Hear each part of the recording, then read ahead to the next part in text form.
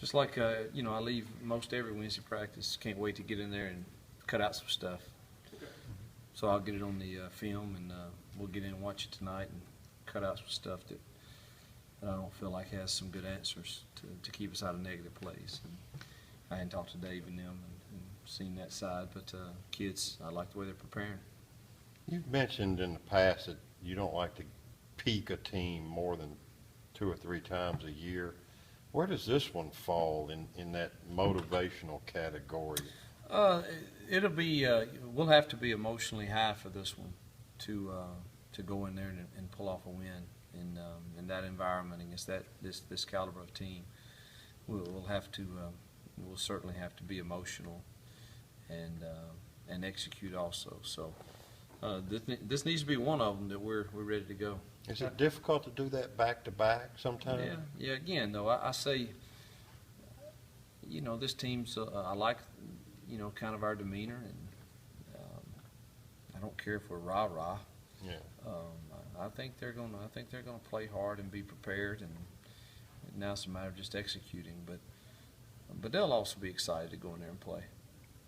What you talked real complimentary of their athleticism today on SEC teleconference. What was the deal with State and being able to do that against their defense if they were better or more athletic, if you will? State kept the ball and did a good job there, and uncharacteristically of A&M. I mean, they had a bucket load of drop passes, and which is not normal for them. Right. And I would like to say that we would get some of that, but I don't know that we will. And you know, that affects the game. I mean, they keep the ball in their hands and have a chance to go score points, which they do a lot of. So I think they just stress you from sideline to sideline because they're athletes and their quarterback's very accurate. So we got a great task ahead of us there.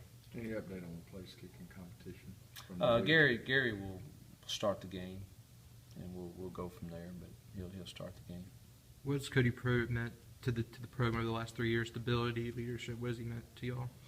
Oh, you know, he's been a rock, you know, for us to build around, and the way he handles himself with, you know, being a student athlete first, and then also with his play on the field and his leadership in the locker room has been, you know, very, very vital to us in building what we are.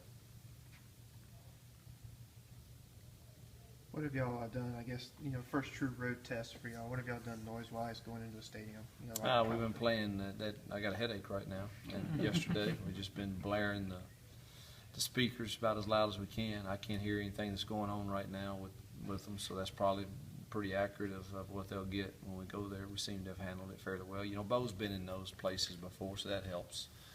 Got a few new linemen that haven't, so that's always something that you got to adjust to a little bit, and hopefully we'll help them this week get accustomed to it. Sorry if you've touched on this, but how have the kickers performed this week? Gary's going to get the start, Wunderlich, and we'll go from there. But it's his to win or lose. How has his accuracy been?